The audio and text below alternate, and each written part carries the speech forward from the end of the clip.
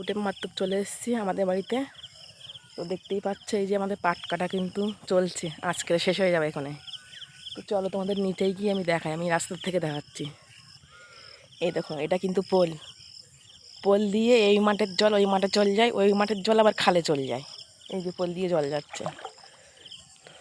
তো দেখো আমাদের কিন্তু অনেক পাট পচে গেছে, নষ্ট হয়ে গেছে, জানি না এগুলো আর কাজে লাগবে কি না। এই দেখো, দেখেছো, এরকম অনেক পাট নষ্ট হয়ে গেছে। ঠিক আছে, বাবা মানে বুঝতে পারিনি যে পাট নষ্ট হয়ে যাচ্ছে ভেতর ভেতর।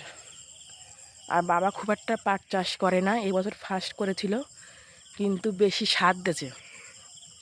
সার দেওয়ার ফলে দেখো পাট গাছগুলো কত লম্বা, দেখেছো।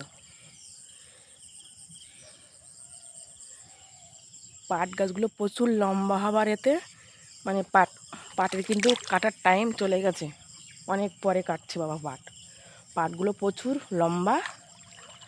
আর পাটগুলো পুরো শুয়ে পড়েছিল মাটিতে। তো পাট দেখা যাক এই পাট আর কি হবে জানি না।